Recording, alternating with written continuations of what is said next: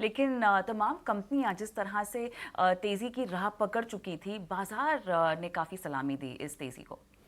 Kavita ji, Adani stocks क्यों गिरे थे? सबसे प्रमुख कारण था हाइडेनबर्ग रिपोर्ट। उन्होंने क्या कंसर्न्स रेज करी थी? Concern number 1, inter party transactions, जिसके अंदर उनको क्लीन चिट मिल गई है। सेकंड, प्रमोटर की balance sheet, personal balance sheet काफ़ी ज़्यादा प्लेज थी।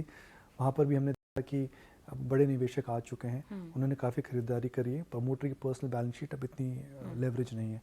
तीसरा, अडानी ग्रुप ऑफ कंपनीज के अंदर डेट रीपेमेंट के इश्यूज आएंगे, जिसकी वजह से उनके कैश फ्लोज उनके कम होंगे और वह लेंडर्स के लिए बैड लोन हो जाएगा। ऐसा कुछ नहीं हुआ। इस समस्या के बावजूद भी बड़ी समझदारी और बड़ी सरलता के साथ किसी भी अडानी ग्रुप ऑफ कंपनीज ने अपना जो डेट रीपेमेंट का साइकिल है बड़ा ही एफिशिएंटली मैनेज करा है। तो 3 बड़ी कंसर्न्स थी, वो सेटल हो चुकी हैं। एक और कंसर्न थी कि अडानी स्टॉक्स के अंदर इतनी गिरावट आई है और क्योंकि अडानी एफपीओ एक प्रकार से सेल थ्रू नहीं हुआ था अडानी एंटरप्राइज का, तो क्या फ्यूचर ग्रोथ कॉम्प्रोमाइज़ होगी? तो फ्यूचर ग्रोथ तो देखिए कविता जी कम होगी। जो इस स्टॉक्स में फ्रेंजी आई थी, मुझे लगता है उस प्रकार की फ्रेंजी वापस नहीं आएगी। मगर from an market standpoint ये एक बड़ा कंसर्न हो चुका था।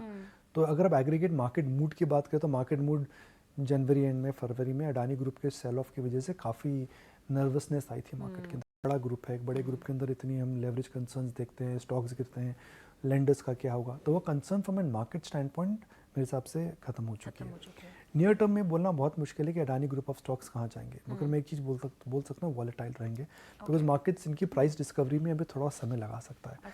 किस प्रकार से ग्रोथ कम होगी, कहाँ पे ग्रोथ ज़्यादा होगी, कहाँ पर रिकैलिब्रेशन होगा, फंड रेजिंग कब होगी, फंड रेजिंग का प्रोसेस क्या रहेगा, कब तक होगी, किस प्राइस में होगी, यह भी बड़े, इसके बारे में हमें क्लैरिटी अभी नहीं मिली है। घबराने की बात नहीं है, मगर क्लैरिटी नहीं मिली है। जब क्लैरिटी नहीं मिलती है, जब मार्केट्स थोड़ा क्यूरियस रहता है, तो मार्केट स्टॉक्स हमेशा वॉलेटाइल रहते हैं। कुछ बड़े स्टॉक्स, इनका जो नेचर है वह भी हाई बीटा है, तो इनके अंदर वॉलेटिलिटी, बिकॉज कुछ एफएनओ में प्रेजेंट भी है, Adani enterprise, Adani port, Ambuja, ACC FNO में है, तो इनके अंदर एफएनओ की वजह से भी हमेशा हम देखते हैं कि उतार चढ़ाव लगा रहेगा। तो ऐसे में क्या नई एंट्री करने का समय है, या मुनाफा अगर हो गया तो बांध के निकल जाएं? देखिए, टेक्निकल्स, शॉर्ट टर्म में टेक्निकल्स और सेंटिमेंट मैटर करता है। सेंटिमेंट सुधर चुका है, मगर स्टॉक प्राइसेस भी सुधर चुके हैं। ये 50-60-70% ऑन एन एवरेज स्टॉक्स, कुछ तो 100% अपनी रीसेंट लो से आ चुके हैं ऊपर।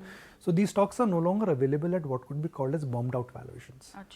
मगर आप शॉर्ट टर्म टेक्निकल फैक्टर्स को अगर नज़रअंदाज करते हैं, बोले कि भाई आने वाले 5, 6, 7, 8, 10 साल में अडानी ग्रुप किन बिजनेसेस में बड़ा हो सकता है? एयरपोर्ट, क्या हिंदुस्तान में एयरपोर्ट का यूसेज बढ़ेगा? जी हाँ, बढ़ेगा।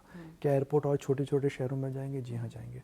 तो एयरपोर्ट एक प्रकार का टोल रोड होता है। आप अभी निवेश करते हैं, मगर पैसा 10 साल बाद आता है, और 10 साल के बाद लगातार आता रहता है, जब तक आप उस बिजनेस के ऑपरेटर हैं।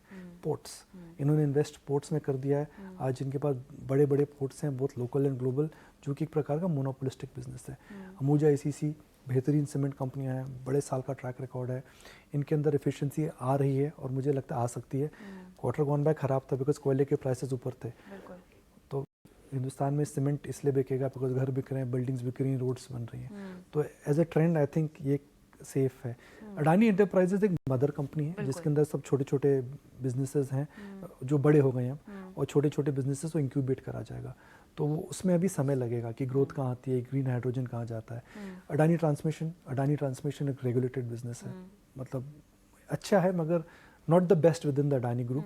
और फिर अडानी ग्रीन है, जिसके अंदर मुझे लगता है अभी वेट एंड वॉच शायद करना चाहिए, बिकॉज यह अभी एक इवॉल्विंग बिजनेस है। तो ऐसे में अगर